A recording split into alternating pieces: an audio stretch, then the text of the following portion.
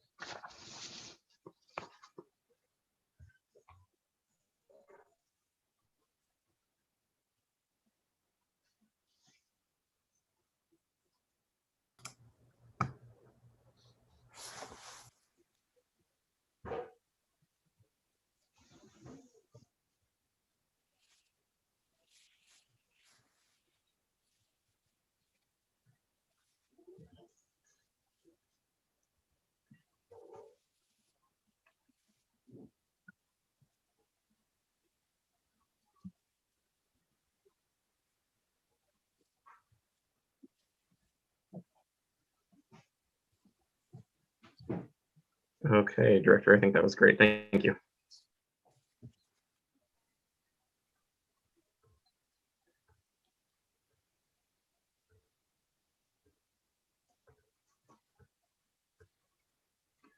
Anthony, would you like me to wait for the television feed to come through before I start? No, I think we got it. We're good.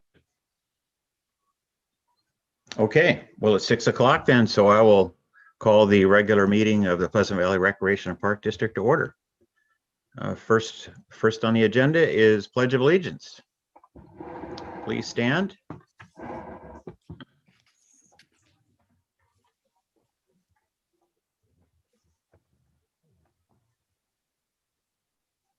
I pledge allegiance to the flag of the United States of America and to the republic for which it stands, one nation, under God, indivisible, with liberty and justice for all.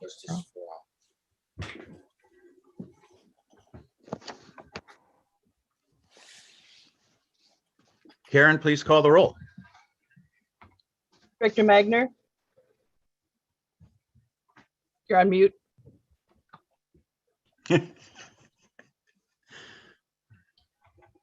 Present, I'm sorry. Director Kelly? I'm here. Director Dransfeld? Here. Director Roberts? Director Roberts is absent. Chairman Malloy? Here. Thank you. Amendments to the agenda. Does the staff have any amendments to the agenda? Yes, we're going to remove consent item 6F. That will be moved to the May meeting. Okay, that's all. Do I have a motion to approve the agenda as amended? So moved. I second. Karen?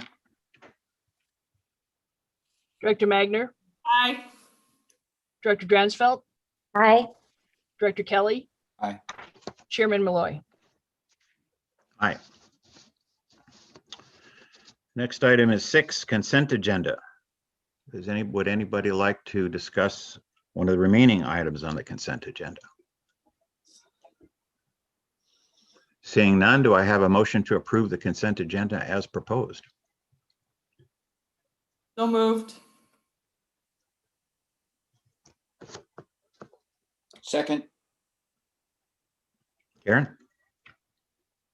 Director Magner? Aye. Director Kelly? Aye. Director Dransfeld? Aye. Chairman Malloy? Aye.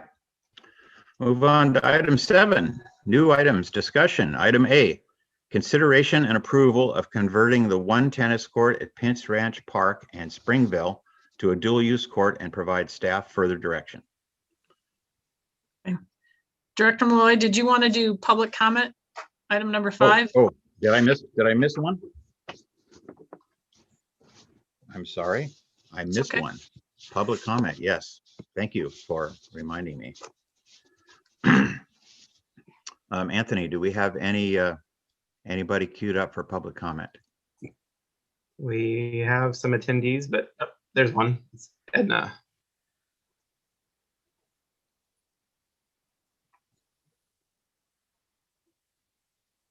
Hello, Hello, Edna? good afternoon. How is everyone? Am I the only one? You're the only one. So So far? the 3-minute clock has started. Oh, okay. First of all, I was at the last meeting. I looked at the proposal and I just looked over at the agenda. First, I'm just going to just reiterate what I've commented before is that I am not against pickleball at all. I know it's a growing sport, but I am an avid tennis player, been for years, coach at the high school. I enjoy the tennis courts in Camarillo. I grew up in Oxnard. I live here.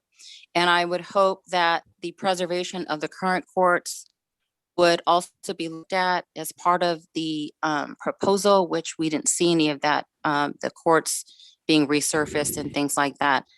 As far as the Springville courts, looks like you guys are going to go ahead and I just wish you wouldn't take court 3. It does stay pretty busy there. Now that summer's coming, the high school will be using that court unless they go back to their high school courts there. Don't know what's going on. Pitts Ranch, have no comment on that. And as far as Pleasant Valley, I like the way it is. And I hope it continues the way it is at that park. And, I hope tennis will live on in Camarillo. It's an amazing place. A lot of great players came out of here. And I hope pickleball, also is prosperous, but without the taking of the current courts. And that's pretty much my comments. Thank you, committee. Thank you, Edna. Anthony, do we have any others? Next would be Mike.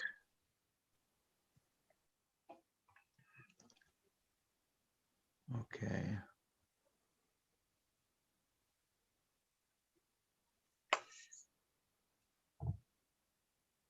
Mike, go ahead.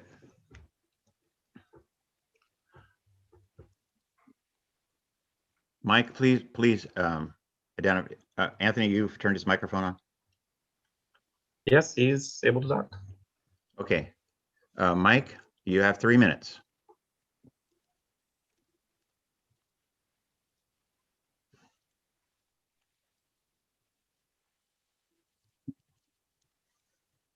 Oh, this is killing our ratings.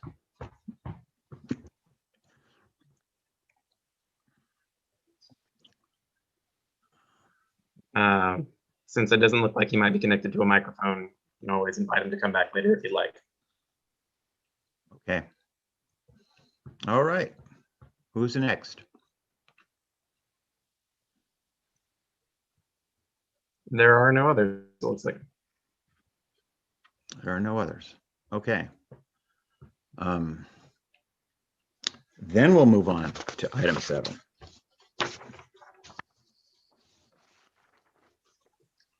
Consideration approval of tennis court at Pitts Ranch, 1 tennis court at Pitts Ranch, and Springville to a dual use court, and provide staff further direction.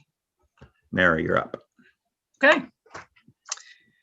So there's been a ad hoc committee that's been working on this project.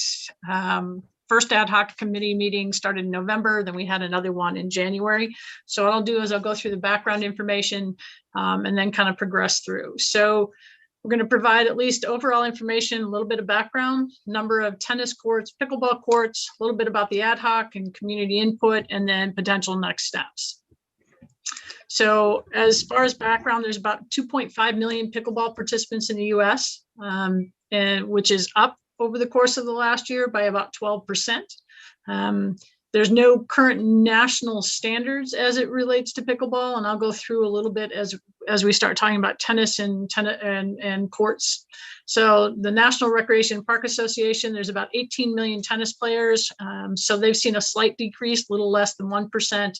And the national standards they have there is 1 tennis court per 4,300 people. So PVRPD launched, we launched pickleball in 2016 at Freedom Gym. At that point in time, Lanny and the recreation staff tried to find time for pickleball. So there was about 3 days a week, couple hours each day that they were trying to do that. As that progressed and the pickleball community grew, in 2017, the district planted blended lines at Bob Kildee Court. And then in 2018, the district board approved the project to convert tennis courts into pickleball courts at Bob Kildee Park. So as you can tell, it progressed. First, the district wanted to see what the usage was, if the sport was going to stay around, before jumping into just building brand new courts. So the current configuration, as you can see, for a dual use court that we initially had, is we use the pickleball or the tennis court and just put a pickleball court on there. So in 2018, when we did the court conversion, the project included resurfacing all the courts, converting 2 tennis courts into 4 pickleball courts, making 1 multi-use court. So there's 1 tennis court that also serves as 2 pickleball courts, and then converting courts 4 and 5 back to dedicated tennis courts. So this is what Bob Kildee tennis courts and pickleball courts look like today. So you can see the 3 dedicated tennis courts. There's 4 dedicated pickleball courts, and then you have court 4 tennis and courts 5 and 6 for pickleball that are multi-use courts. So current tennis courts, Mission Oaks has 6 tennis courts. Anything with an asterisk behind it means that there's lighted. So Pitts Ranch has 2, Bob Kildee has 3 dedicated, and then 1 court that's mixed use. Springville has 3. And Valley Lindo currently has 5, for a total of dedicated 19 tennis courts and 1 mixed use court. So as I said, the national standard, this is where the national standard comes in. So we have approximately 70,000 as far as our resident population. So that what we should have and the district should have is a minimum of 16.3 tennis courts. And as I just showed you on the last slide, the district currently has 19 dedicated tennis courts. Now, what that doesn't take into consideration is any development since the last census in 2010, which means the Amleys, the Springville, the Alcora, Aldersgate, Shea Homes, none of those are taken into consideration when we're looking at this. So as I said, the ad hoc committee met November 2nd. We had about 121 attendees at that. And we also, staff tried to get input from the community for the people that were there. February 24th, we had the second meeting, provided overall information, survey results, which we'll share a little bit, and then presented short, midterm, and long-term proposals. So the survey that we did is we asked some key questions: who lives within the boundaries, and 98% of the people that responded live within PVRPD boundaries. Of those, 50% they played pickleball, 42 were tennis, and then we had 10% that played both.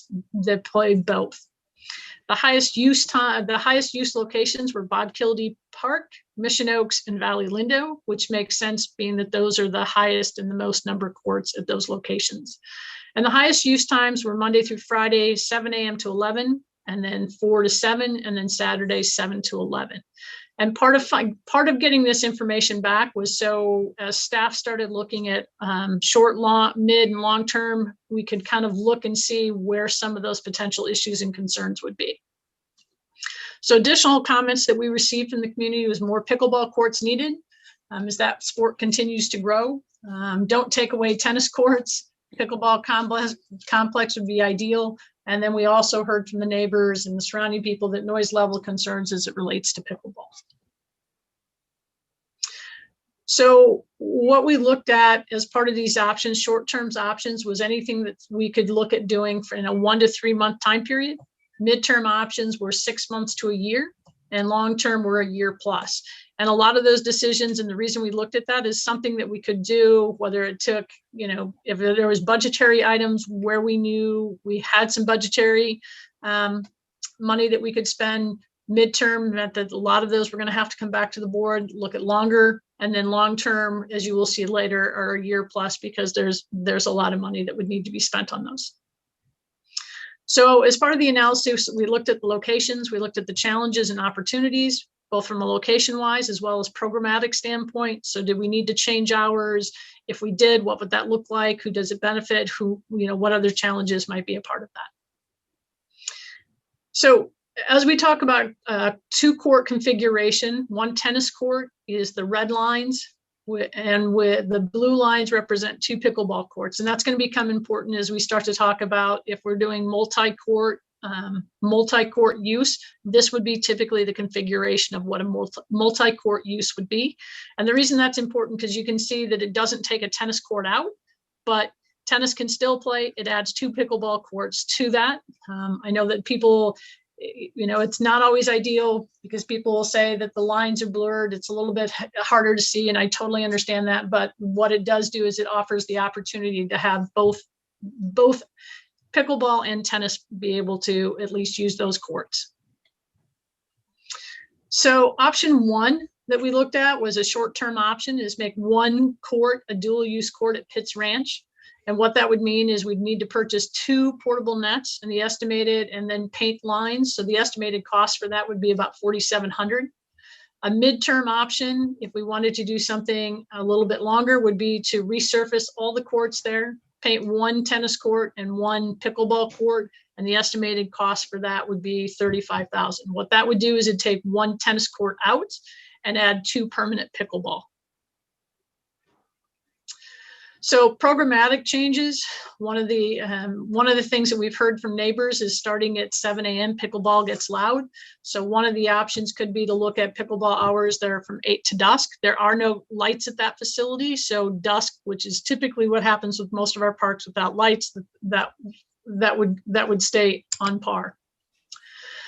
Tennis players would be encouraged to play and use the tennis court first, and then use the multi-court second. Same thing with pickleball. What we've seen with pickleball, if there aren't lines, then what happens is they will either draw lines or put tape on there. So again, what this configuration would do is encourage people to use the multi-court or the pickleball court first before using tennis, and then using the tennis court in this before using pickleball. So challenges that we look at Pitts Ranch is the noise level close to homes. It's a high use park. Permanent courts would take one tennis court out if we went with the midterm option. The opportunities is add two potential pickleball courts in dual use, which means that if pickleball is out there and wants to use it, they're there. If tennis uses it, or if tennis is out there first, they have the opportunity, so it doesn't take a court out of commission. Open play is first come, first serve, which is typically at most of our courts, and then adjust play time for pickleball due to noise. So those are some of the opportunities.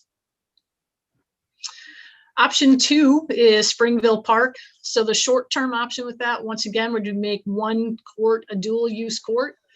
So one of the things that staff has been that we have done is looked at which court out of those three. Courts 1 and 2 tend to be used more. But I'm sure that we have a slew of people that use court 3 as well. So we're not saying that court 3 is not being used. What we're saying is that court 1 and 2 seem to have a little bit higher use. The other thing we were trying to do is keep that as far away from houses, knowing that you also have over in this area over where the courts would be, or you've also got some vegetation over there as well. The cost, once again, for those would be about $4,700. A mid or a long-term solution is you've got a sand area, which my understanding, and Bob, if I'm incorrect, if I'm wrong, please correct me, used to be a play area, a small play area. And so the option could be is to convert that sand area into one dedicated pickleball court. As you can see, it is not a cheap option, because what we would need to do is move all the sand out, then put concrete, make that all ADA. So that's not a cheap option, but could be a mid or long term to gain one court. Programmatic changes. One of the things we might look at would be during peak pickleball hours in the evenings, which tends to be from 5 to 9, 5 to 8 p.m. on court 3, would be to have that court as a first dedicated as a pickleball court between those hours, because Bob Kildee has lights. The only other place that has lights would be Springville. So once again, first come, first serve unless reserved. And then tennis players are encouraged to use the tennis courts prior to using the multi-use courts, which would be the tennis and pickleball when vacant. So challenges, multi-use court, limit tennis on court 3 during peak evening hours, and then increase parking demands. The opportunity is it adds 2 potential pickleball courts with lights, not close to home, so no time adjustment for play, and there is parking that is available up at that site. Option 3, Bob Kildee Park. I can tell you one of the things that I'm putting this on there just to show what we had talked about as part of the ad hoc. But make a pickleball or make handball courts dual use, resurface and repaint, estimated total cost of $8,000. One of the things that as we kind of went through this is, one, you have to bring your own nets, but the other challenge that you have with this is that there's already a slew of other things that are happening in this park. Parking already potentially is an issue. So adding 2 more courts to this park potentially is a larger issue. Midterm option would be to convert the multi-use court to dedicated pickleball courts. So instead of having 6, you potentially have 8 courts. The cost of that would be about $25,000. Once again, the challenge tends to be in this particular one is that we have once again the usage and the number of people. Long-term option, add noise mitigation nets, fence supports. This is about a $70,000 fix just to put 2 courts in. Another long-term option would be to once again put fencing and then remove where you can see the red line would be to remove that. So now you have even flow back and forth.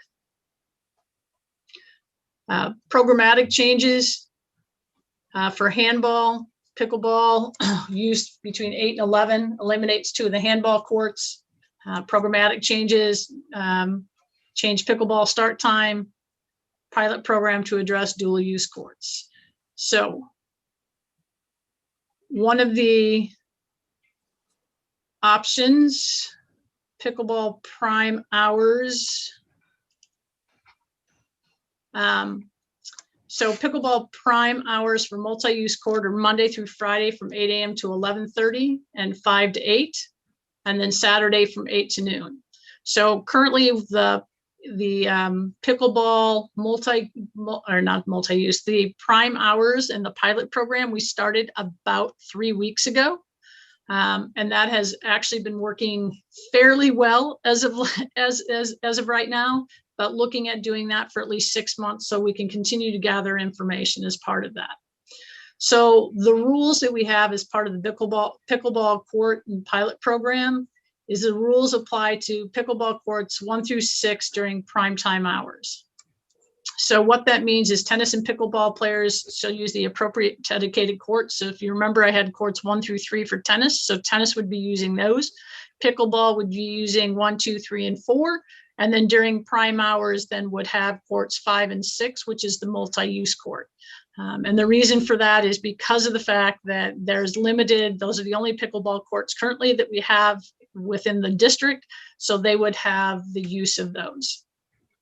Pickleball players would rotate on a basis 4 players on, 4 players off, and all courts are in use. And players waiting for a court would place their paddle in the paddle organizer. So once again, it's a system in which people come on, come off, so that way you don't have one group that's on the courts while 20, 30 people are waiting. Players finishing the game must place their paddles in the paddle organizer and then wait. The next waiting group will then take the first available court, and all players must be present when the court becomes available. So part of these, Lanny was working with the pickleball group as we were doing these and putting these rules into place. Also looked at other agencies, how they do it, to at least begin this pilot program. All right. Amplified sound is prohibited on the courts. If players want to listen to music while they play, they must use earbuds. And once again, part of that was to make sure that we've heard from the neighbors and also making sure to try and keep the noise down, or at least to a minimum. And then non-prime hours, when others are waiting to use pickleball court, play shall end on the hour. So after 11 a.m. in the morning, if I wanted to play, like it has on here at 1 o'clock. So my group wants to play at 1. If people are waiting, then I would get off at 2. So that way there's a natural rotation.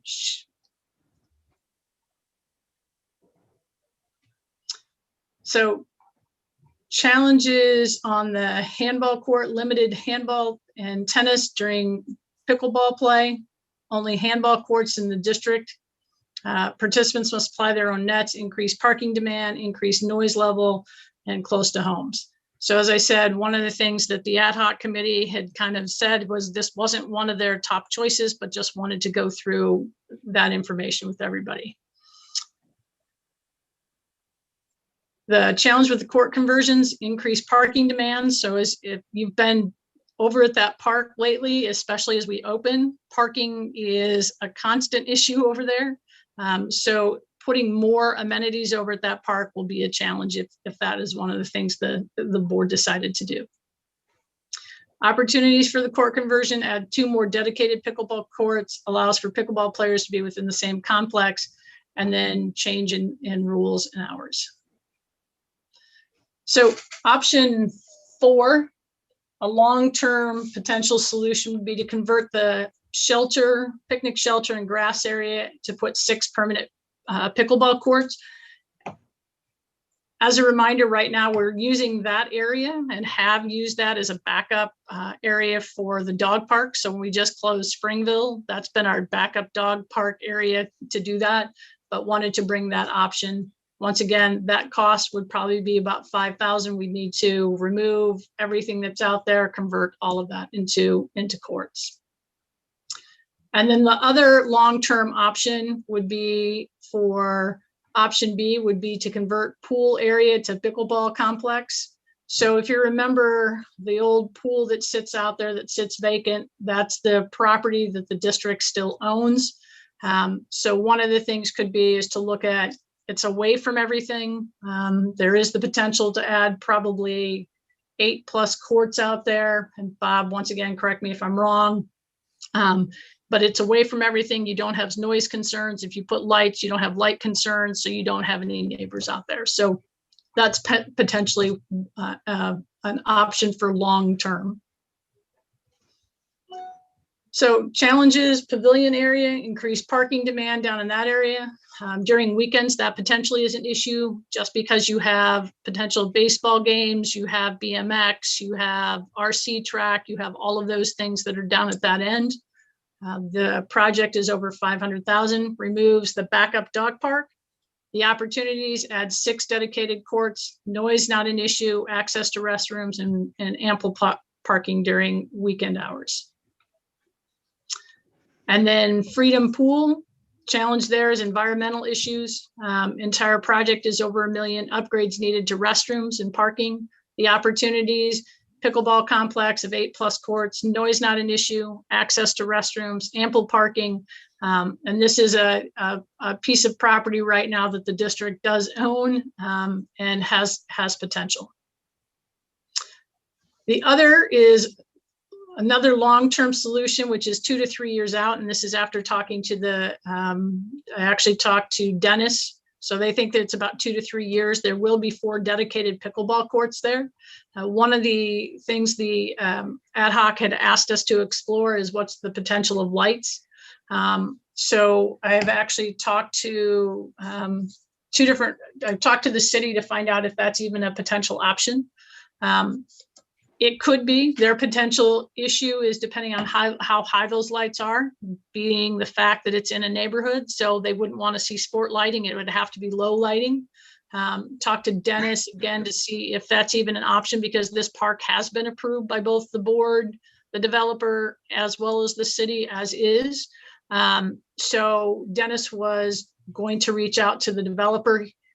He did not think that they'd be willing to put in lights. He thought that they might, and I say might because he hasn't gotten back to me, be willing to put in the conduit if the district chose to put in lights at some point in time, whether it's at the beginning of the project or at the end of the project. But being that this park has already been approved, and I think with the amenities, I think they were guessing this park project is about a $2 to $3 million park. So. So the fiscal impact, the district allocated a total of $87,112 for grounds maintenance and sports equipment. There's approximately 40% remaining within both counts, which will cover the $9,400 cost for the recommended project if the board decided to convert one multi-use court or one tennis court to a multi-use court at Pitts Ranch and Springville. So it is recommended the board approve and authorize the general manager to convert one tennis court at Pitts Ranch and one tennis court at Springville Park into a dual multi-use court and provide direction on any midterm and or long-term solutions you'd like the staff to come back with. So with that, I'd be happy to answer any specific projects on any one of those items in which we presented. Or if Okay. the ad hoc committee has any questions or comments. Mary, Yeah, quick go ahead, question. Beth. For Ran Rancho, does that include any tennis courts there? Is it solely pickleball? These are dedicated pickleball courts, so there'd be 4 dedicated pickleball.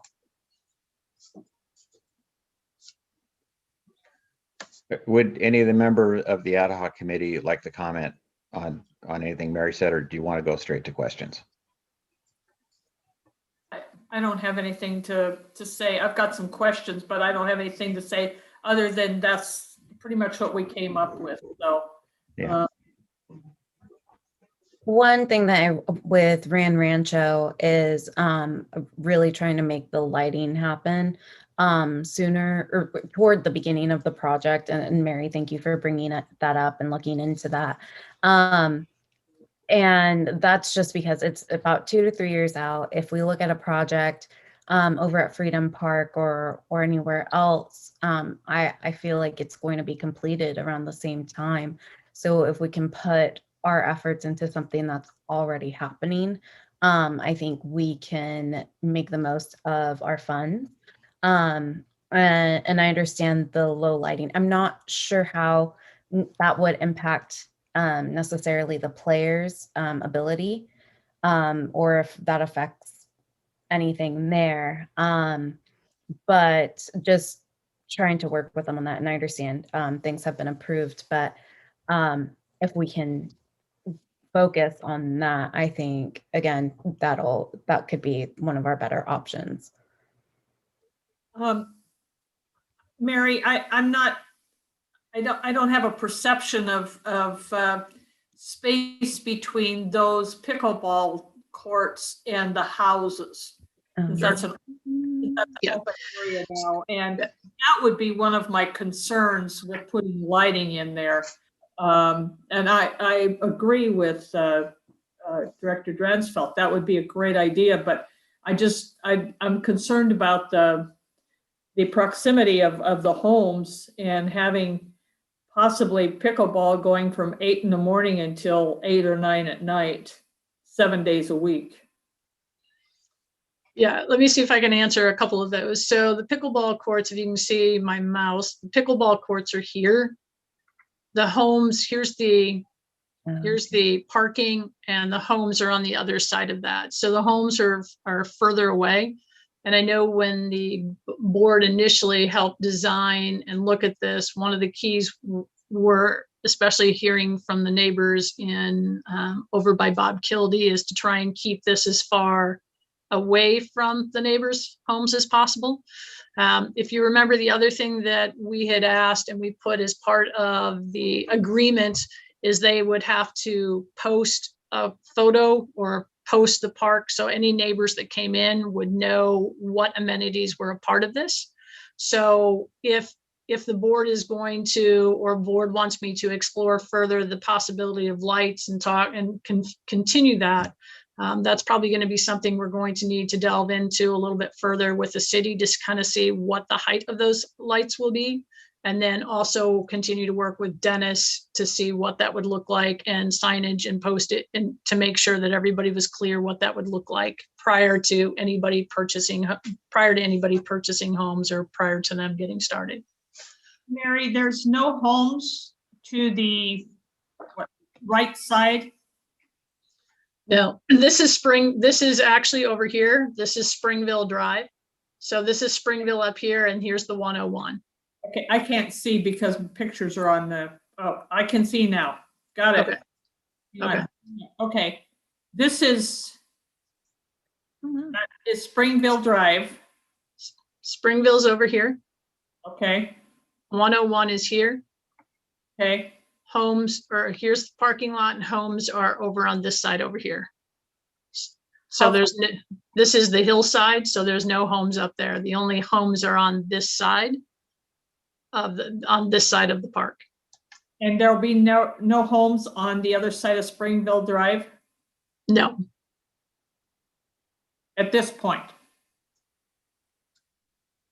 there's Well, not, there's, There's Go ahead. there's no homes a part of this project on the other side. There That's- are homes a part of this project, of their projects on the other side.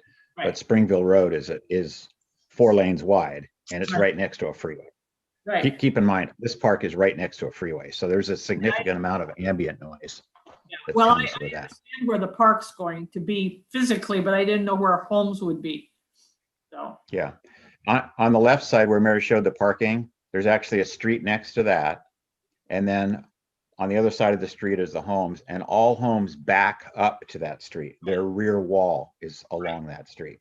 So all the entrances on the other side, because they wanted to screen the noise away from the homeowners.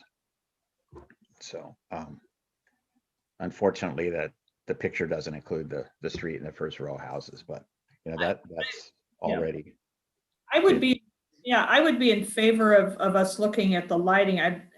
We need to look at the cost, but if we're looking at 2 to 3 years out, and if the developers, might be able to put in Dennis can get him to put in the conduit, and then you can get something with the city, with the lights.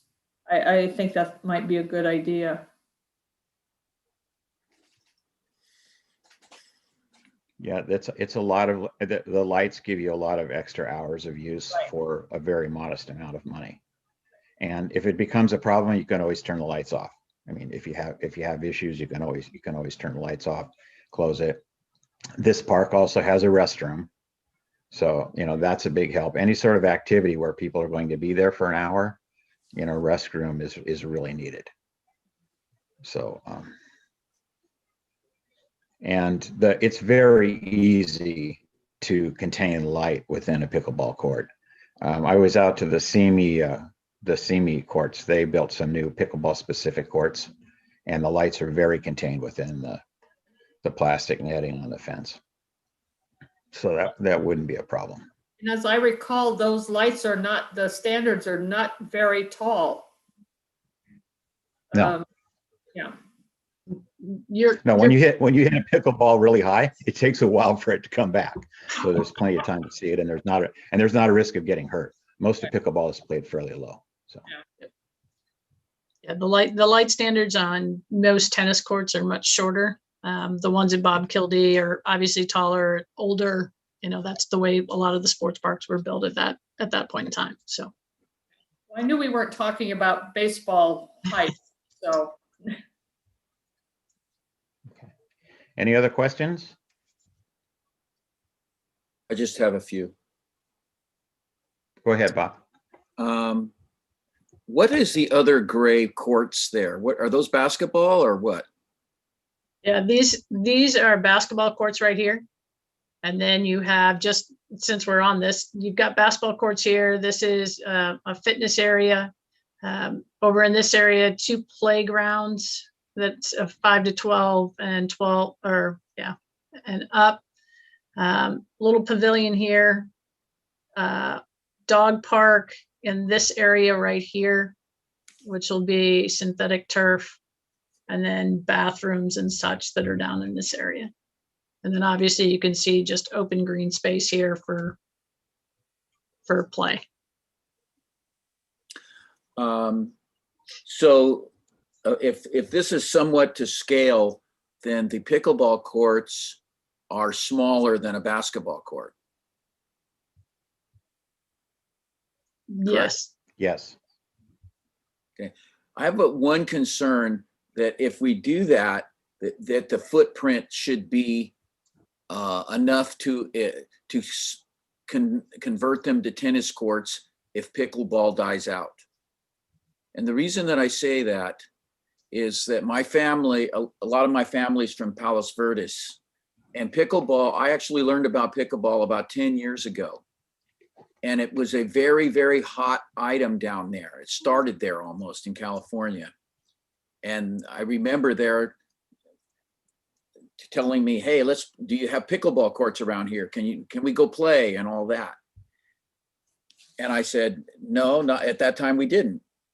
And then what happened was that pickleball didn't die out, but it didn't progress like it had been. And none of them play anymore. And so if we're going to dedicate that area to pickleball, I think we ought to make the footprint large enough that in the event that it does not make it as a sport, that we have a piece of land that we can't do anything with without doing some major reconstruction. So all I'm saying is that make it so that the footprint is larger, so that it could be converted into something else without spending a lot of money. Also, the lights absolutely have the lights in from the beginning. Fighting for lights later is a very rugged process. They have to be in there, and they can't be so low that they're in the eyes of the players. Anybody who's played a sport like that knows that's terrible to play like that. So I think, we're the Rec and Park district. We should get what we want for our district people. And those are my suggestions. If Springfield Park since it's already planned to have the pickleball courts, to do those, to make sure that we have it situated so that in the event that we need to make a change, we can, and to make sure that the lights are in from the get-go. Any other Also, one other questions? comment. I'm not really big on pitting the district residents against each other by taking something away from one and putting it and giving it and converting it into something else for another, unless we absolutely know that the numbers pencil out and that is the right thing to do. I know Camarillo is a big tennis town. I remember when they took the racket club out. I went to the meeting at the Board of Supervisors to attempt to keep them from shutting that place down, which is eventually what they did. And so I'm not sure what the state of tennis is. I know that the people that play tennis are very avid supporters of tennis, but I don't know how many of them there are. And I don't know how many pickleball players there are. Oh, I know that they keep getting to, bigger numbers. I'm not quite sure what the situation is in that regard. On the other hand, if staff is sure that they've got this one pegged right, I tend to go along with them. Okay, I have just one question, Mary, and that's back at the very beginning when we talked about the national standards for number of tennis courts per population. Do those numbers include private courts? Because we have multiple places where there are private courts available in Camarillo. No, the national standards and what we have here are only what we, as the district, have in our inventory. So it doesn't include anything that would be like at Leisure Village. It doesn't include, and I would say the same thing for the tennis courts and or pickleball courts that are coming online for Shea Homes. So these are only the ones in which are in the district inventory, which are open to everybody. So, or Las Posas or any of those private clubs. Spanish Hills, yeah. Spanish Hills, that's correct. Yeah, I'm guessing there's more private. This is very similar to golf. There's as much or more private tennis as there is public. But you know, it's just, you know, they're just completely numbers. That, you know, the reality is that there's a really substantial amount of tennis players, and I'm sure Bev and Elaine can confirm that, because, you know, and based on the mail we got, it's a lot. Before we go any further in discussing a go forward, the caller we had earlier, Mike, he wanted to talk about pickleball. So I'm going to let him do his public comment now before we discuss this further. Oh, yes. I Anthony, think I've got my microphone working now. great. Can you hear me? Go ahead, Mike. Can you hear me? Yes, we can hear you. Go ahead. Okay. You have 3 minutes. Okay, my only comment was that if there was going to be dual use created, that I think the pickleball players would rather have 2 courts in one place than to have the 2 courts at each end of town, because I think they tend to rotate more than tennis players do. It's a lot more sociable. And to have the 2 courts together would be much more amenable to most pickleball players, in my opinion, than to have one dual use court at Pitts Ranch, say, and another one across town at Springville. I think it would make more sense to have both of the courts at Pitts Ranch made into dual use, and then to have them split up like that. The other question was about the Kildee courts, and I'm still mystified a little bit about why it is said that there's a parking problem at Kildee. It seems to me that the parking, if you include the aquatic center and the Boys and Girls Club parking, is more than any other location. Certainly more than at Springville, which has very limited parking. So that kind of puzzles me as to why we can't put more dual use courts at Kildee and put every pickleball player, you know, within sight of each other at one time in one place. Thank you. Mike, I just like to ask you, is all your experience there during the weekday at Kildee? Did we cut his microphone off, Anthony? I play all the time, sir. Okay. Because that particular park is also got 9 baseball fields on it, and during baseball season, which is now darn near year round, it's an extremely busy park, and we have a really significant parking problem.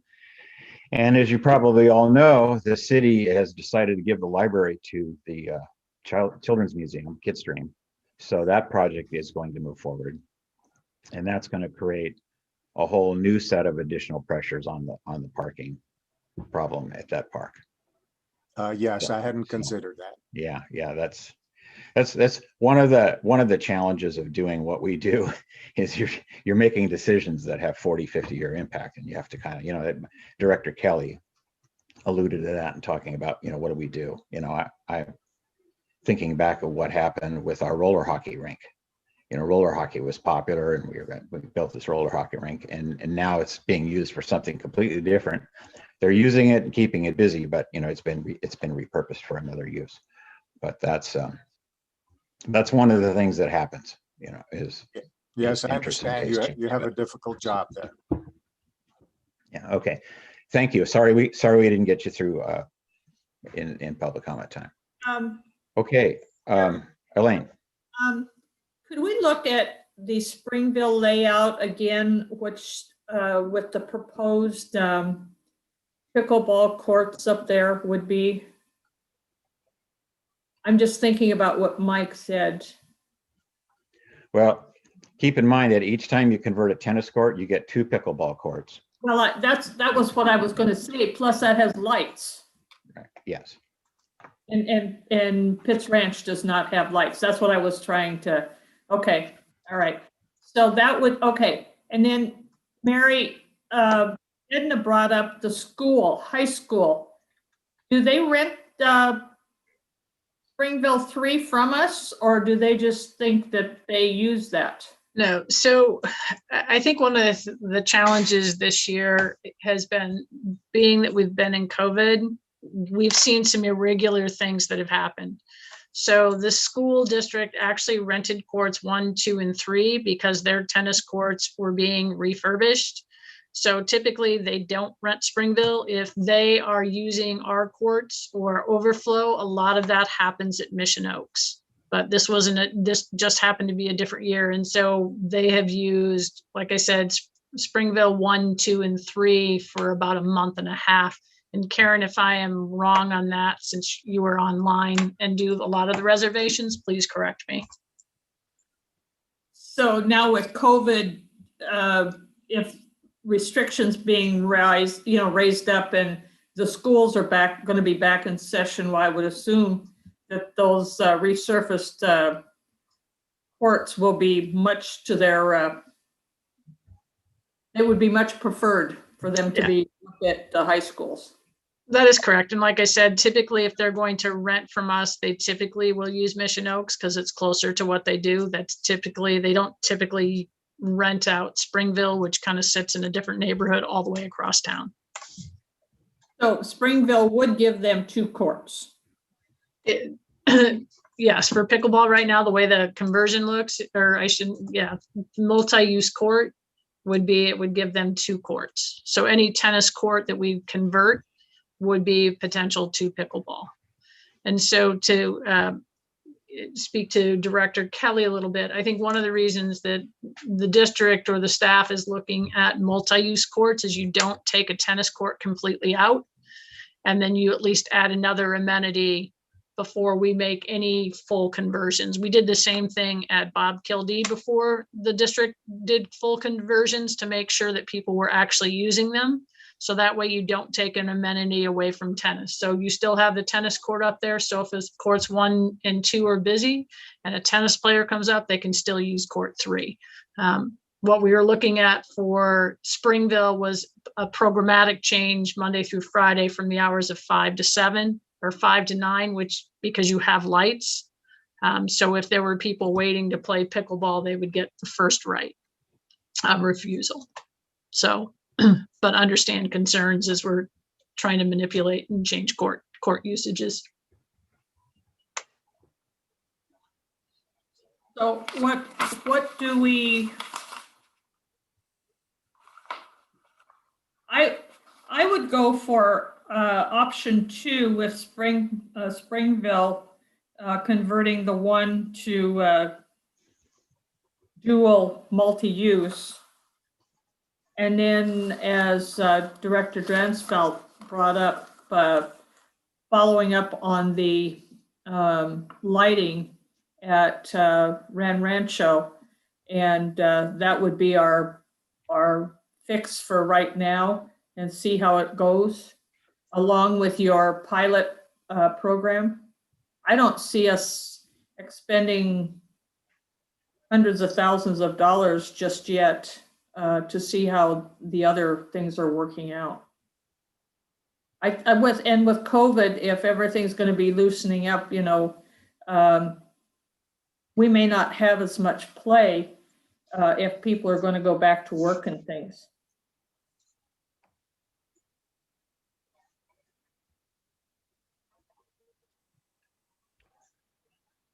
My thoughts are along the line of Director Magner's as well. I originally had strayed away from Pitt's Ranch just due to the fact that it didn't have lights. And I know that the residents were concerned about that. So I feel more comfortable converting Springville or not converting, but using multi-use. And I think, again, Director Kelly's point was very important in that making sure that we can do the multi-use and still allow the tennis players. And I know they feel as though courts are being taken away from them. But I think with the multi-use option, it's more of a cooperation, and it's more sharing, as opposed to taking one amenity completely away. So I hope that that can appease both groups and understand that, in an ideal world, we could, resurface Mission Oaks, that we could add more tennis courts and more pickleballs as we wanted to, but with our financial constraints, and all the other programming that we have, that this is our solution for the time being. And that doesn't mean that that's it, that if there's, as Director Magner said, this is just our solution for now.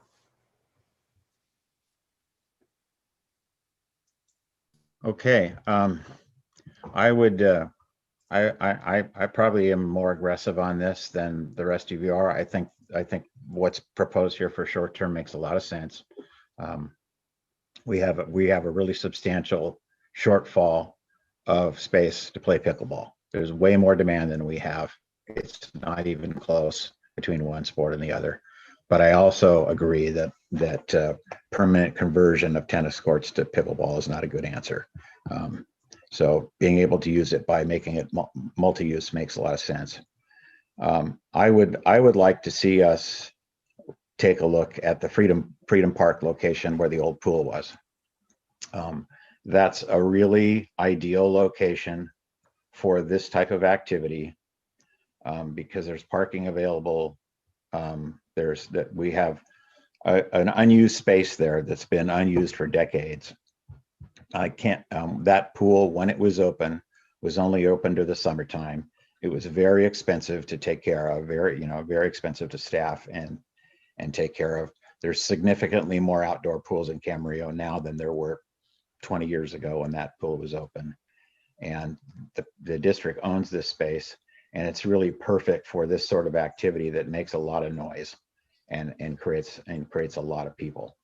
It would allow them to park nearby, and it would become the default place of where people want to go to play pickleball because of the nature of how fast the courts turn over and all that sort of stuff. $1 million sounds like a lot of money, but it's going to provide an awful lot of use. That's a really substantial use. And looking at the courts that they put out in Simi Valley, when you build pickleball sized courts, they don't take up near as much space. We're converting tennis courts and we're using more real estate than they really need. And I think for a reasonable amount, I also think we could do some significant fundraising with the pickleball people and should be looking at building a long-term solution. A large blacktop area we're always going to find programming for. There'll always be sports that'll be interested in a large open space like that. So I'm not at all worried about it, the sport dying, that sort of thing. I think the demand is clear, and we need to take a hard look at this, and this should be one of the things we should start looking at in the next year's budget. What's the planning process? Get some initial numbers of what it's going to take to do it. Because this is clearly a very strong need that the community wants from us. And I don't see it being fulfilled by the private sector. Director Malloy, I just wanted to say thank you for bringing up the fundraising aspect. I recall receiving an email, I can't remember from who at this point, but Mary, I know that wasn't one of the options presented, or it was at the November meeting, perhaps. Is that something staff has looked into, and if there were any constraints on doing the fundraising through the pickleball group? As far as that goes, I know that in the past, and correct me, any of the directors that have been present with FCDP, which Friends of Camarillo Dog Park. Part of the reason that the district has 3 dog parks is because they did fundraising to help build some of those. and to do amenities. And even when we closed Springville this last time, they were instrumental in putting up the shade structure that's up there. So there's nothing to stop, the pickleball group or anybody else from, doing a partnership and trying to figure out how we get this built, and in combinations of what that looks like. So there's nothing to stop pickleball or the district from trying to figure out how we get this built, what amenities, all of those things as part of this process. Okay, thank you. I definitely support the conversion at Freedom Park because that is an unused area. And, if we're willing to put that on next year's budget to start the planning process, I will definitely be in support of it. I like the idea that if we fence it in and things that we could possibly run tournaments and things there. It would be a revenue source. And that area is ideal for pickleball with the noise and the lights and everything. That would be an ideal area. So I was just trying to figure out what we can do in the meantime. But, I don't know what the timeline would be, Director Malloy, in getting that type of a thing done. So. One question I have, if we were to do that, would we be removing the other pickleball courts to adjust numbers to make sure that there's enough tennis courts? So would we convert Kildy back to solely tennis courts and then have the Freedom structure solely be pickleball and pickleball from the other parks is removed? Well, that's one of the beauties of making this fix a dual use fix, because it allows the group to show us what the demand's going to be. And after this is built, the groups are going to show us what the answer to that question is. If no one comes to Kildy anymore and everyone goes out here because the courts are so much nicer then we have the answer. So on the other hand, if we have a lot of courts in town and we build this place, maybe the people will just rather, walk or drive a short distance over to the in-town place and play there and not go out there. Yeah. That's the other concern that I have as well. Well, I think from what I've heard from the groups, the pickleball group, that they tend to socialize. And if we did 8 or 10 or 6 or 8 courts, I think that they would all come together and socialize instead of being spread all over town. I hear what Director Kelly is saying. If I want to play and it's only myself and my family, I may just run over to Valley Lindo and play. But if I'm going to be playing at 8 o'clock in the morning with a group, I would probably go out here, I would think. So. And that's kind of why I mentioned closing the other locations to ensure that people are going to Freedom and that it's being utilized to its maximum. Because if that's what is being proposed by pickleball is having a large group of people and not just having these one-off courts, then I think that those should probably revert back to tennis. Right. I totally support this idea. I think that what we have done, if you look at the history over the last 10 or 15 years, we've tended to create dedicated spaces to certain sports and so forth. We have soccer and softball out at PV Fields. We have baseball at Freedom. It just works better if we kind of isolate certain things in certain places altogether.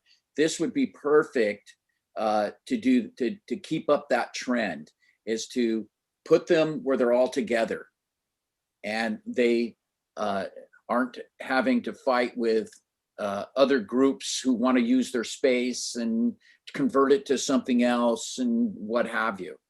I think it would just continue the trend that has been occurring over a number of years. And so now that Director Malloy has brought this up and the other directors have chimed in, I I think that it should be something that we should consider sooner rather than later. Mary, do you have your direction on the long term? I think we do. So what we will do as part of the budget and looking at potentially Quimby, and I know that Anthony's done a report for that already for Quimby fees to be used out at that site. So we will look at that and come back with that as part of the budget process for the long term. Then for the short term, so I think 2 clarifications for the short term. Is the board still wanting to at least do 1 multi-use court at Springville? Is that kind of what I heard, or is that still, that discussion still going back and forth? Well, if we convert that, that would only be a temporary conversion, right? We could move away from that if need be. That would be correct. Okay. And the cost of that was 4,700. Correct. Yeah, I think the level of demand we have now tells me that we got to convert both places. That gives us 4 more pickleball courts and can buy us some time for a little more longer term solution. Okay, I can go for that. I don't have an issue with that at all. I hope not. That was your committee's recommendation. With Pitts, the contingency would be that the start time is 8 a.m. Right. Correct, Mary? Okay. We could put that up there as part of that. Yeah.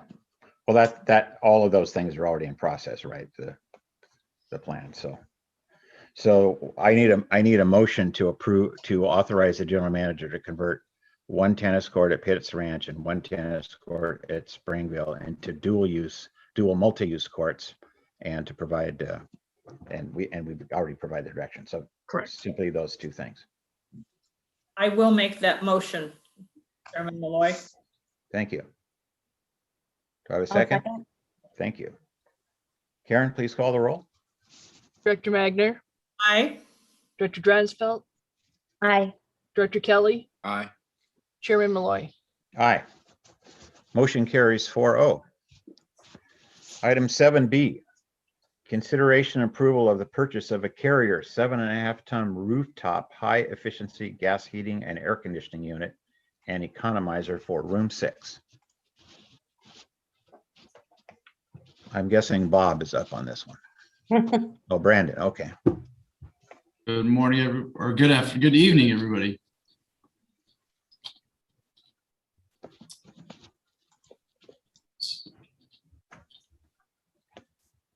All right, can you guys see the screen? We can, thank you. All right. All right, over the course of the last 15 years, the district has replaced several HVAC units throughout the community center. The unit in room 6 is over 30 years old. Since late February, this unit has failed on multiple occasions and it has reached a point of replacement.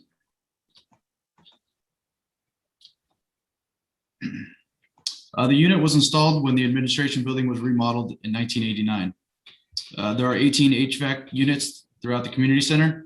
This unit is one of the 2 remaining original units. The last 2 original units control the temperature for the conference room in the office and in room 6.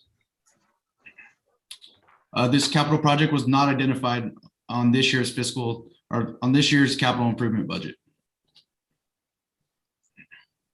Knowing the age of this unit and the increased repairs, staff had planned to request the replacement of the last 2 units as part of next year's capital improvement plan.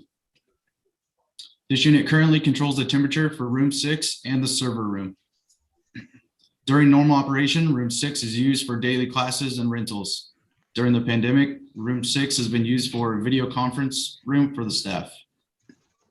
Because of the server, this unit runs around the clock to keep the temperatures from fluctuating.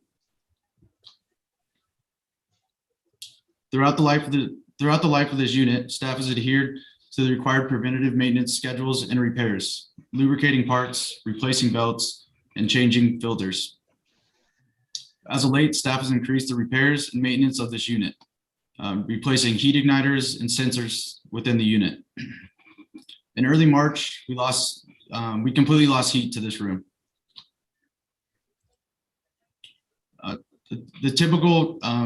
The The commercial HVAC system typically has a service life of 15 to 25 years.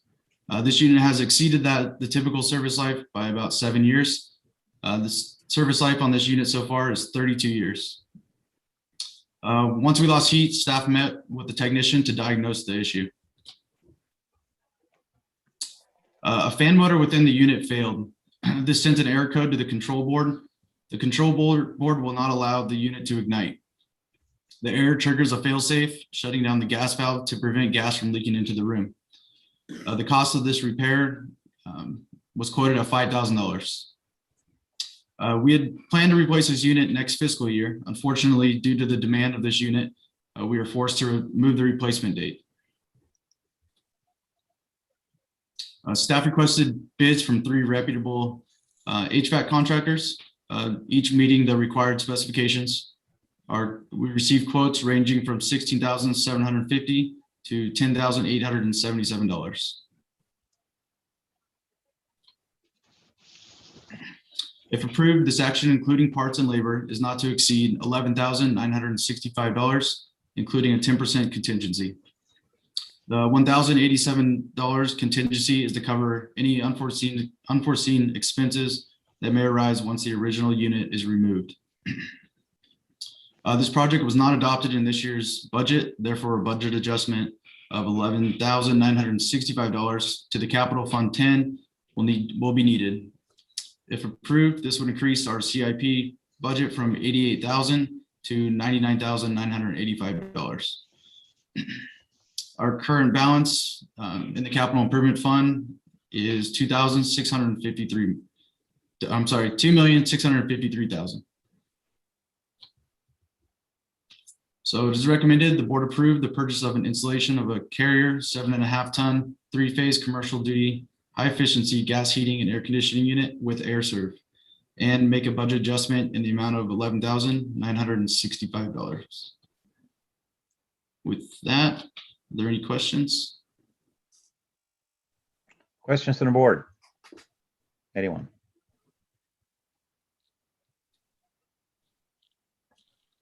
Bob? Oh, which Bob? You, Director Kelly. Oh, okay. Is the product for each proposal the same exact product? When we were requesting bids, we did not require the specific product. Ironically enough, the lowest bid was the best product, which is the Carrier unit. That's what we have on all the units on top of the auditorium are all Carrier units. Okay, I understand they're Carrier, but there's all kinds of technical items that need to be checked to make sure that we're not getting less than what we need. So are you unaware of which product each one of those proposals involved? No, each proposal sent us the specifications on the unit that they were bidding. And so you check the specs, and the specs are all about the same? Yes. And it's the same manufacturer? No, they're different manufacturers. Well, I'm just, Brandon, I'm just trying to delve into why, I mean, the labor seems to me that it'd be about the same no matter who put it in. And so the difference would most likely be in the cost, but I don't know that for sure. And so if there's that much difference in cost, it makes me think that there might be that much difference in product, unless somebody's just trying to make too much money off of this. So I just want to make sure that it's apples and apples and not apples and oranges that we were comparing. Right, and the unit that are bid, again, they all met the same specifications. They're just different manufacturers of those units. All the units that are bid are all comparable units to what we have there now. Obviously, that they're newer units than what were installed in 1989.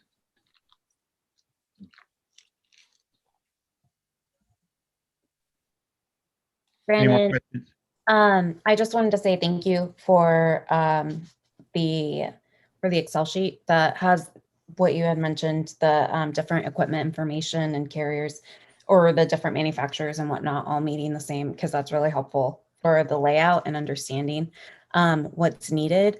One question I did have, and this is just in general, is there a list that Parks has of all of the different equipment and when they're expected to expire or die out so that we can properly budget?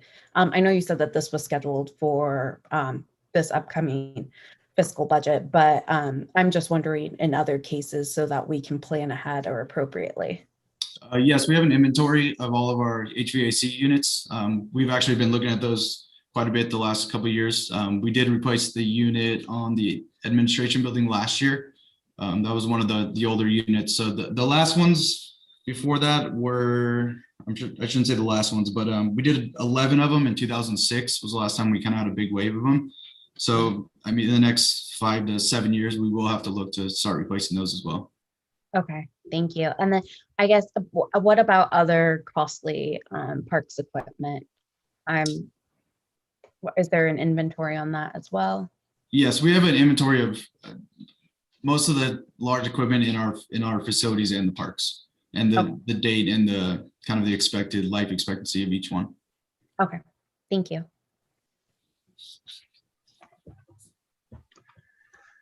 Brandon, I have a question regarding the replacement unit. Do these use substantially less power than the unit they're replacing? Yes, they're all high efficiency units. Due to California state laws as well, all of them come with an economizer, which helps circulate the air differently, which contributes to their efficiency. Okay.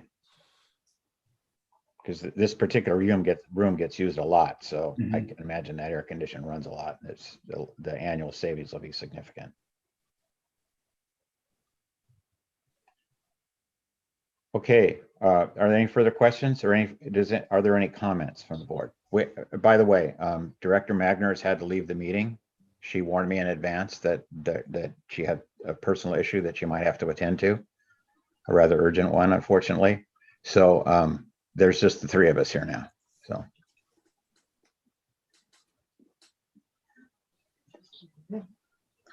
I'm back, Mark. Oh, you're back. Oh, okay, great. Thank you. And Thank you. I'll keep you posted. Thank you. Okay, all right. I zoomed all the way to the bottom and I didn't see you. So okay. Thank you. All right. Do you have any questions on this item? No, I do not. Okay. All right. Do I have a motion? I will move to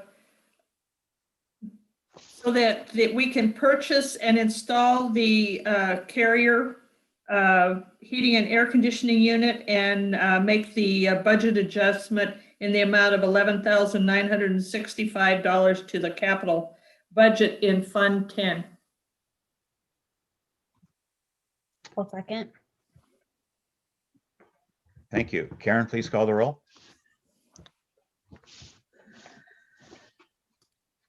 Director Magner, Aye. Director Dransfeld, Aye. Director Kelly, Aye. Chairman Malloy. Aye. Motion carries 4-0.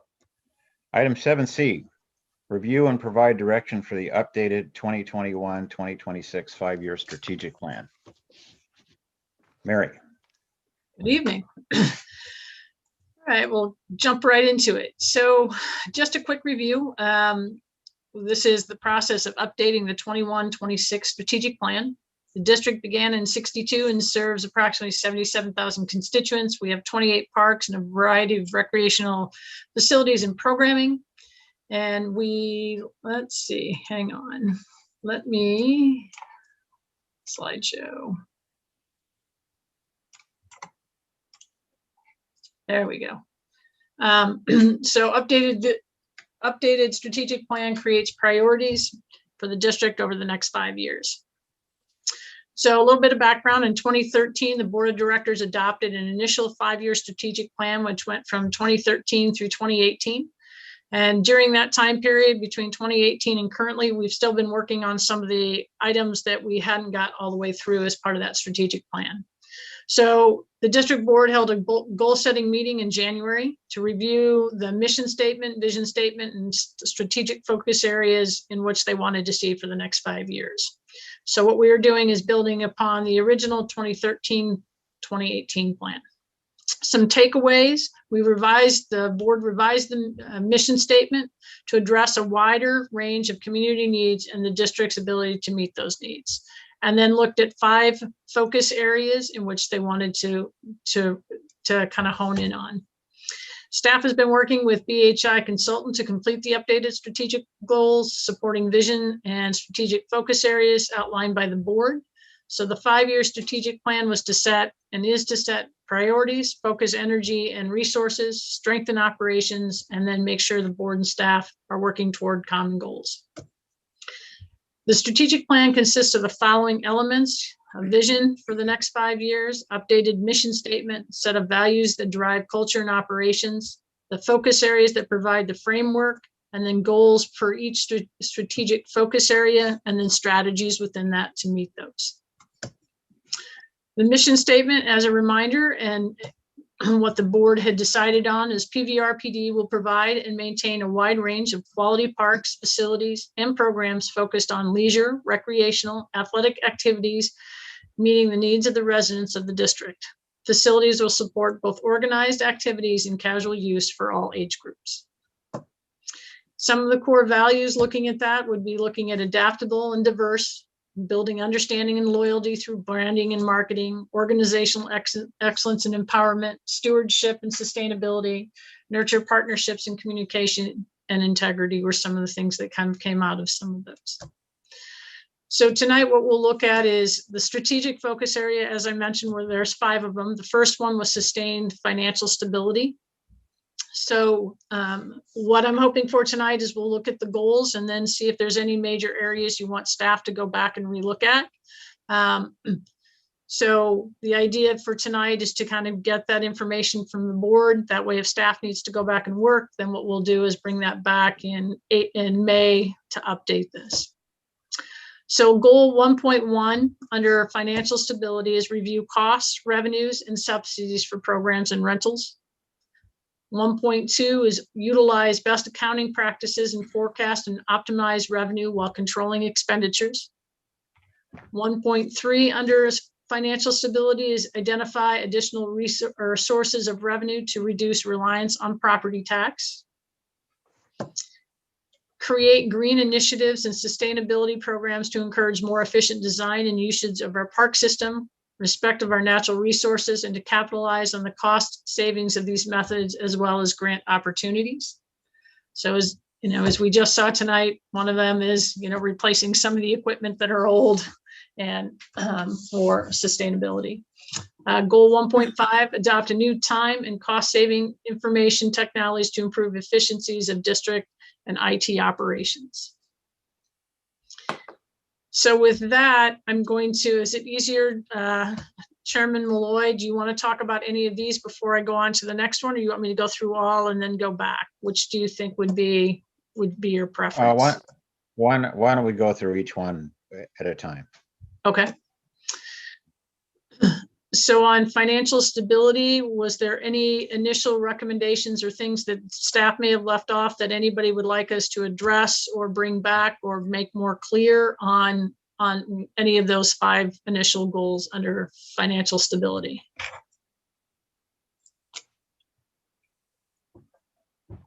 Apparently not. Okay. Then we'll go on to 2.0, which is a new senior/community center. So 2.1 is develop a community center plan that lays the foundation for both operational and facility programming. 2.2, develop strategies that ensure successful bond campaign outcomes. Upon completion of the final design, ensure the new center provides a center of focus for the entire community. So those were the 3 major goals under the senior and community center.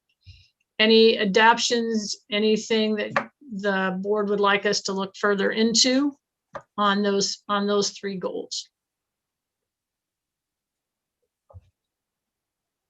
It looks to me like you really hit the key ones, because the focus needs to be on the community as a whole. It's not just a senior center. It's not just for kids. It's a community-wide need fulfillment. And the key to making it happen is funding it. And it's not going to happen without a bond issue to pay for part or most of it. And we have to make sure that we come up with something that community wants and feels comfortable with trusting us to build as something that's going to meet the community needs. So all 3 of these really fit in to make this plan work. Okay. All right. We'll move on to strategy 3, which is completion of outstanding projects. So first goal, renovate and modernize existing parks and recreational facilities to ensure all parks provide an adequate range and supply of active leisure facilities to meet the growth and diversity in population, programming trends, and new design standards. Complete a comprehensive parks master plan to create a roadmap for upgrades, expansions, and potential additions to the district's park system to meet current and future community needs for parks, trails, and open space. Finalize and complete the construction of phase 1 of the Arneal Ranch Park Master Plan, and then update the Freedom Park Master Plan to include entire property and amenities. So those would be the 4 major goals under outstanding projects. Any additions, comments on those specific 4? Well, we just made the Freedom Park plan that much more important tonight. So that's good that that's in there. So.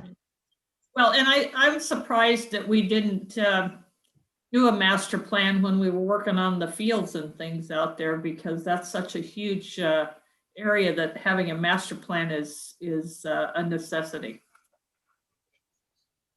Well, we actually have an existing master plan for Freedom Park, but it's at least a decade old. So. But did it include all of the areas, like the old pool? And I know we had the BMX and the RC track. It did not include the pool. It was essentially from the preschool to Freedom Park Drive. Yeah. Looks good, Mary. Okay. All right. The other item 4 is programming clarity. So first one, ensure the right core program mix using state and national recreation and park standards for recreation program planning to balance the expansion of programs and related services in the areas of greatest demand of targeted age groups with current programs. Implement an updated recreation management system tailored for the district size, facilities, and programming needs. Provide easily accessible information and effective community outreach through a strategic marketing and community engagement program. And then enhance community connections by fostering collaborative partnerships that leverage strength and resources to enrich the recreation experience. And those are the 4 main goals, overarching goals, as part of programming clarity. Any questions or things that you would like clarified as part of programming clarity?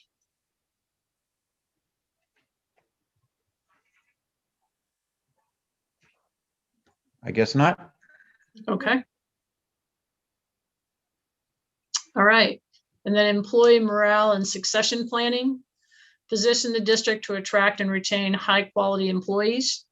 Continue cultivating an organizational structure that provides a positive, supportive working environment, which promotes productivity, high morale, professional development for employees during times of increased demands on parks, open space, and programming.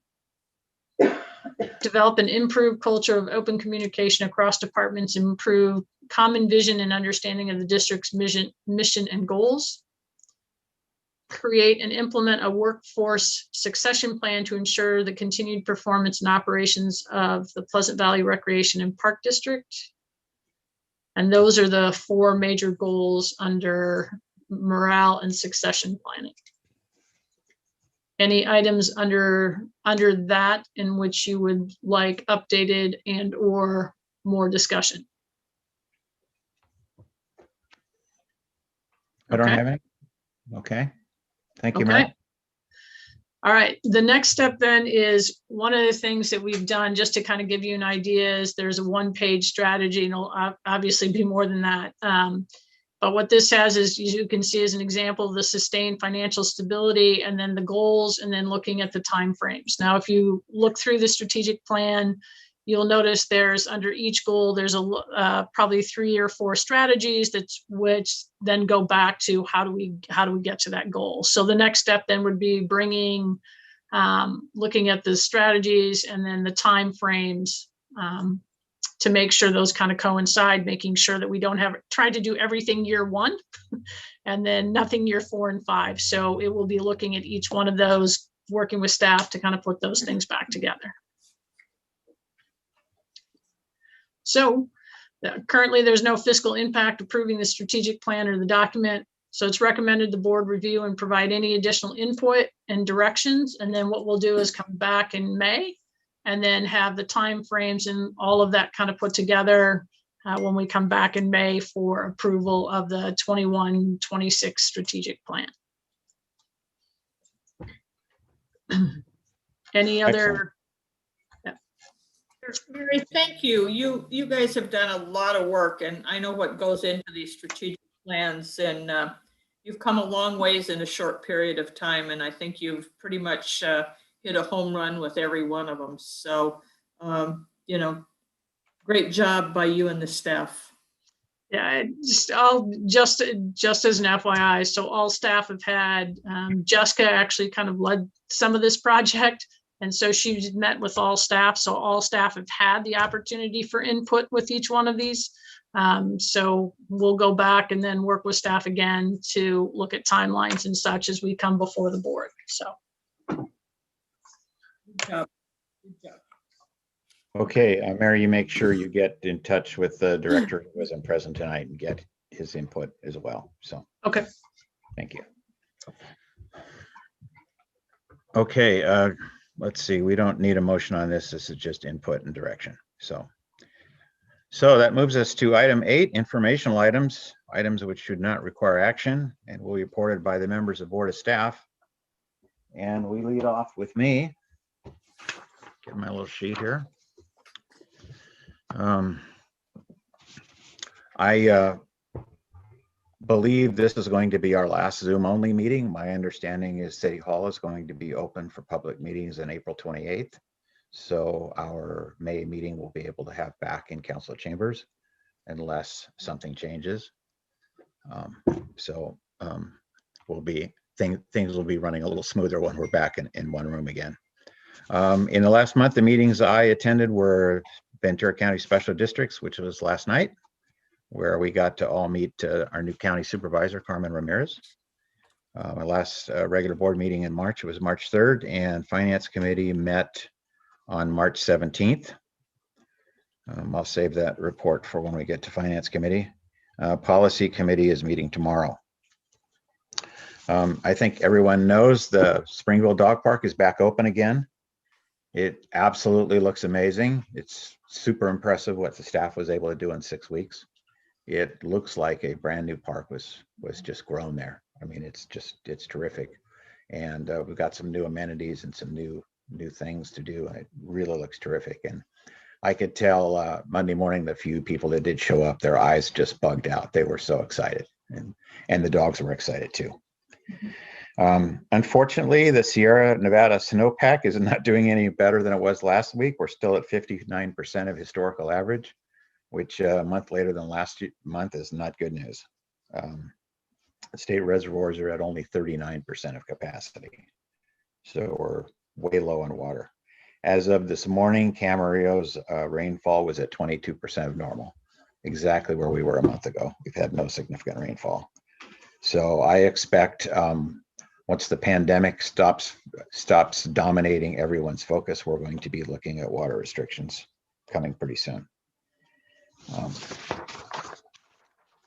That's all I have. Let's move on to Ventura County Special Districts Association and CSDA. Elaine. We, as you mentioned, you and I and Mary attended the chapter meeting last night, and Supervisor Ramirez was our guest speaker. We have a new chapter president. What's he call himself now? Bruce Arm Twisted Dandy. And he did a wonderful job. We're moving right along with the chapter and a lot of participation. So Charlotte Hollifield, who is our CSDA Public Affairs Field Coordinator, did a presentation, and I'm going to go a little bit into that because we have further information that has come out.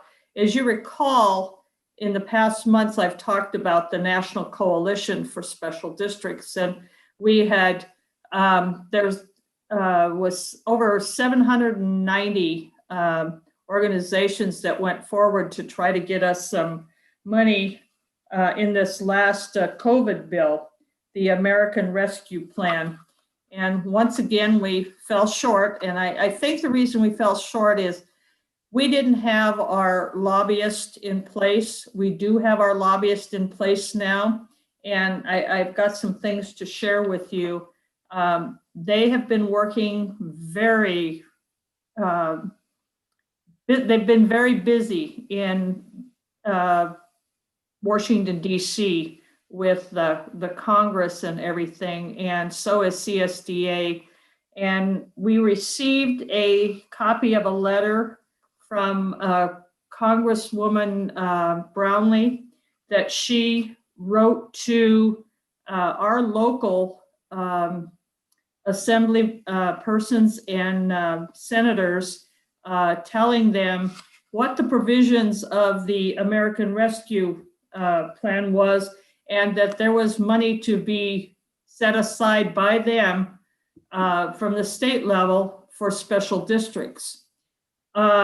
Today, I received a press release from CSDA that has a letter from Senator Feinstein and Senator Padilla to the governor and the Speaker of the State Assembly and the President Pro Tem of the State Senate, pretty much saying the same thing. So we're getting a lot of support, even though we aren't specifically included in that. There was money to be set aside by the states, the counties, and the cities to give us part of that money. So we're getting the support, I believe, from them, and we now need to move our support from our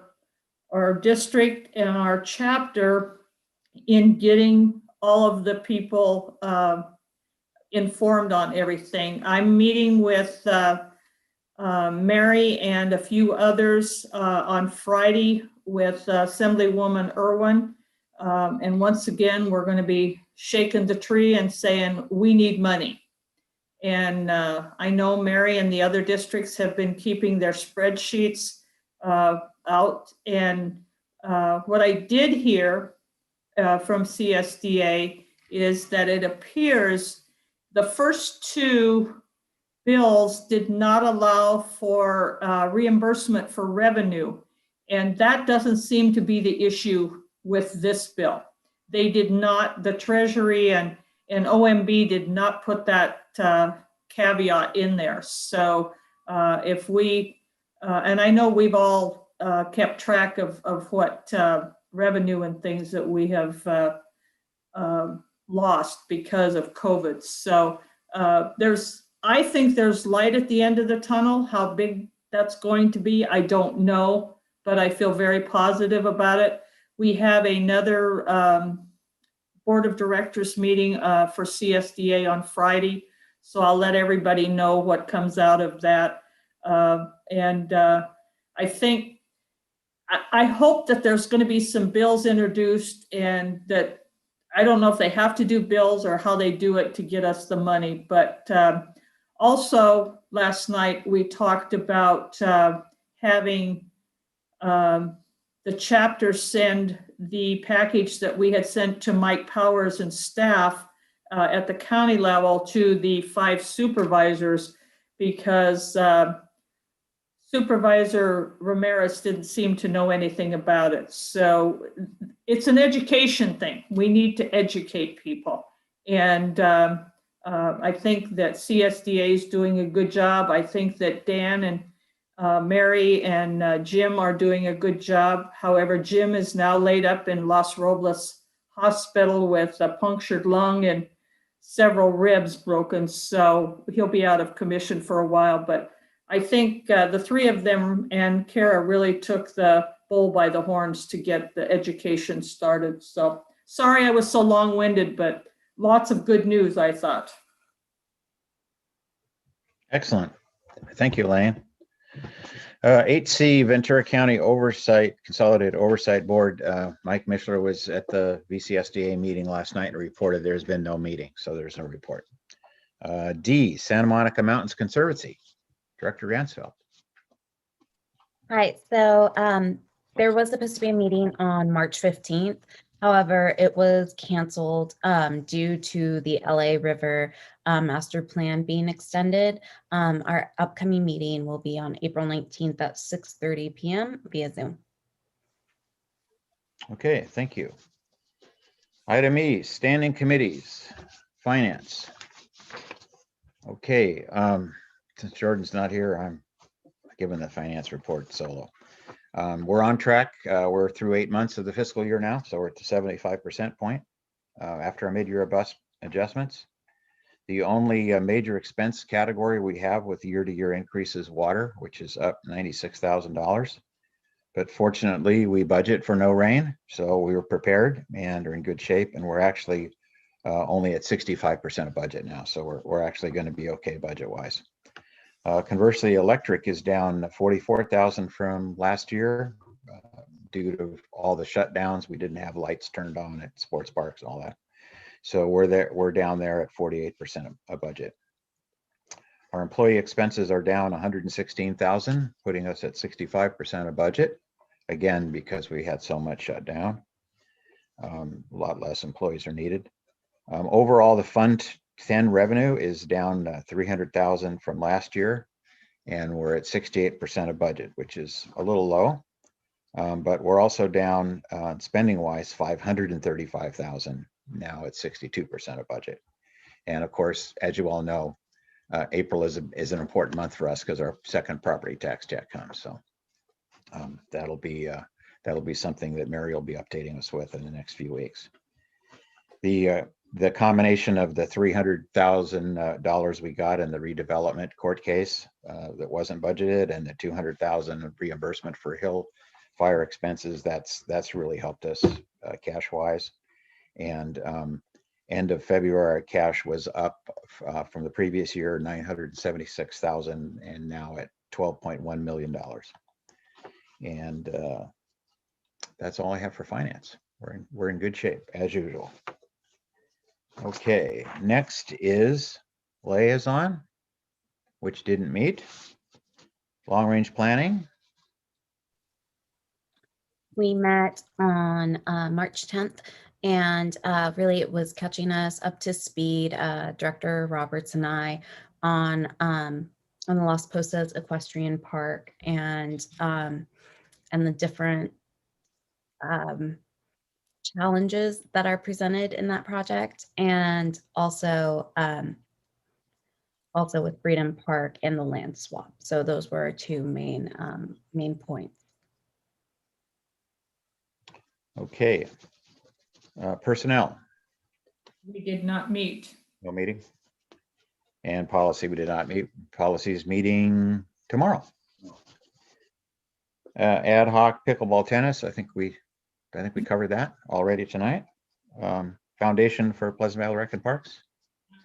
We just figured out when we're going to reschedule our meetings, so we will get back on track. So next month, I'm sure I will have a report, because we are definitely looking at doing some fundraising, and especially with us moving into the orange tier and possibly things happening by June 15th. So we'll have a lot to talk about. Thank you. Okay. That brings us to General Manager report. Mary.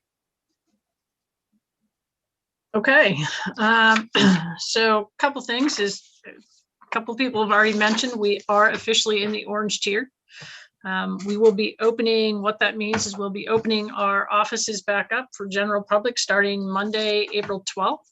Office hours are from 8 to 5 for all of you that have been calling and such. So you will have a live person when you walk in. Other things that will be happening starting on Monday, the aquatic center. So not only can we do lessons, but we'll be able to do lap swim, water exercise, therapy swim, structured swim. So all of those things will be starting again on Monday. Bingo is on its way right now, working to get volunteers and such. Gatherings beginning on April 15th. If everybody saw the news on Friday, outdoor sizes have increased to 50 people in the orange. And once we hit yellow, it'll be 100, which will be good. We're starting to see increases in rentals for pavilions and such. So I think people are ready to get back out, get moving, and just be outdoors and with people again. Other things, June 15th, the other thing, if you heard, is the potential for reopening with no capacity limitations other than face coverings and social distancing. But we're about 2 months away from that. And that depends on if vaccines continue increasing, the number of vaccines that continue, and so long as we don't have any blips in the system. So from the administrative side, auditors will be here in May. It's hard to believe, but it's already that time again. We have been working, one of the items that Anthony and I have been working on is the developer impact fees, which went, we had talked to council about a year and a half ago. So we went before the Economic Development and Land Use Committee last week. So they are moving that back. So it'll come before the board in May and then hopefully go before city council at the end of May. And at which point in time, there's about a 60-day time period. So what that means, if you're not familiar with the development impact fees, is those apartment complexes, anything that is not subdivided would then potentially pay potential fees for park impact fees. So one of those things that we've been working on for a while. As Director Dransfeld had talked about, we did have a meeting for long range. We have had a conversation with the HOA from the equestrian park. So we have since met with them. They're going to be having a general meeting in June to further discuss what the trail and long-term effects of the trails are. So once we've had that conversation with them, then we will bring something back, both the long range and then potentially full board to see what direction we need to go. They've had some turnover in some of their housing, so they're trying to make sure everybody understands what's happening, what the trails are, how much they spend on the trails. So there's been some questions around that. Park updates, the community center kitchen that we pulled tonight will be going in May. We've been waiting for the county. We thought we'd have the permit and stuff. So what we didn't want to do is bring that before the board and then have some changes and then have to rebid and such. Our Neal Park Ranch will be is currently moving through city planning, and that will be coming to the board in May. And we'll have a time schedule of what that looks like, going out to bid, when the park will be closed and all of that process. And then just as an update, I know right now we have PV zones 1 through 4 that are closed. So just to give everybody an idea what's been happening out there is they've been, all the Bermuda turf has been cored and aerated. Topper has been spread throughout the fields, especially in some of the more worn areas. Broadleaf and POA is continuously being treated. They will actually be doing another round here shortly before we reopen in about 2 weeks. And then they put fertilizer and applied that throughout the turf. Other things on the recreation side, if if anybody went out to the parks, they noticed all the eggs that were out there. We had over 900 participants that actually turned in bingo cards. So shout out to the rec team that put that together, and the chaos. My understanding is on Saturday at the pool, as everybody converged to get their prizes. And then we have Birds of Spring Saturday, April 10th, and Flower Power on Saturday, April 17th. So a lot going on, and as these more will continue as we continue to open up. So a few things that are going on throughout the district. That concludes my report. Outstanding. Well, that brings us to oral communications, informal items from board members or staff, not requiring action. Anything from staff? Okay, board members, Director Kelly. I don't have anything. Okay, Director Dransfeld. Yeah, I just wanted to comment on a few things. I just wanted to give a big shout out to Recreation and a very special thank you to Connor Sudani and all of our community partners. I know it took a lot to pull this off, and having over 900 participants is absolutely incredible.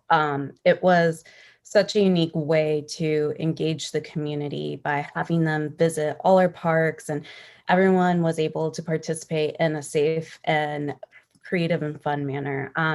I went out and did the bingo card with my daughter, and you could see the excitement from everyone running from egg to egg and with their little notepad and scanning the QR codes and whatnot. So I just really wanted to commend them all for their hard work on that. And then one note on pickleball, I got the chance to actually learn how to play pickleball and took up the oars on their invitation. And it was just such a welcoming and an enthusiastic group of people. They were eager to help others learn. And there were people of all ages. They came together for exercise and fun, and it was definitely addictive. And I wouldn't underestimate the athleticism of it because after a few minutes, you can definitely work up a sweat, as I quickly found out. And I also wanted to just thank the staff in general, as always. Appreciate everything that you do. And I wanted to give Emily Robb a special shout out because it was awesome seeing postings coming up about board and committee meetings and the newsletter and in general. I know we've been receiving quite a few emails from concerned citizens for MSA, and I just wanted to thank them for sending them to us and letters to the editor. And I understand your frustration, and I just wanted to say I hear you and I'm listening. I know staff will diligently work toward ensuring our facilities are accessible to all groups. I wanted to bring up food share again. This is such an important item, and it's very concerning to me that it has not been in the works since such a critical time during the holidays. I think it's something that we definitely need to bring up on the next agenda as to what we can do to ensure that this comes back. It's dragged on for way too long, and I know I'm willing to do whatever I can to make sure it comes back, and I've found others that are willing to do it as well. I'm happy to be the person to go pick up everything and bring it back. I'm not afraid of driving a U-Haul truck or anything. So, I mean, I think it's very important that we provide that to the community again, because there is a need. My last comment is about the Asian American Pacific Islander community. As a public official, I denounce all acts of racism, particularly anti-Asian racism and bigotry. We must hold others accountable for their actions and rhetoric, and I stand in solidarity with the Asian Americans and Pacific Islander community. Concerned constituents have reached out about racist comments, and these are particularly made by Director Kelly. I have brought this up before, and I will bring it up again. And what this one's in regards to one of his Facebook reposts of Chinese virus. Everyone should post this on their timeline. And it's in a meme format where it says Chinese virus in all caps and exclamation points. That's right. As we've seen, such commentary has yielded acts of violence, hate, and death. Director Kelly's repost has since been deleted. There is a screenshot that remains and has been provided to the board and to the general manager. I don't make such a statement lightly. As a board, it's our duty to serve all. It's imperative, and again, I urge that the board engages in racial bias training. The inaction of the situation will only worsen as the Anti-Defamation League, ACLU, prominent members of the Ventura Latinx community, NAACP, and Black lawyers of Ventura County were on copy. Thank you. Director Magner. I have nothing. Thank you. I would like to respond to Director Dransfeld. Ms. Dransfeld, you don't know me. And I resent the hell out of you coming on here in public and saying something like that. I am not a racist. I transferred a comical item that came up on my Facebook. I didn't create it. I just sent it along. I thought it was rather funny. Maybe it wasn't to other people. It's something I did in an instant. Do I think the virus came from China? Yes, I'm entitled to think that. And I don't need to have to put up with people like you coming on and trying to make me out of something I'm not. You need to watch what you say, especially when you don't know the person that you're talking about. I have never talked to you that I know of. I don't think you know a single thing about me or what I have done in my lifetime. And to come on here and just try to keep this stuff going like you have, that's old news. Nobody cares about it. But you want to keep it going. Even though it's died down everywhere else, you want to keep it going. I don't understand you, and I probably never will. But I don't want to start a war with you. I don't. But I'm certainly not going to shy away from one either. You've got some video out there that people have seen in this town, and it's not very flattering for you. But I have not said a word about it, because when you came on this board, I decided that I would give you a fair shot. And I will, despite the fact that you come on here and just keep this nonsense going. Why don't you try knowing me before you go around saying things like you've said? That's all I have. We are adjourned.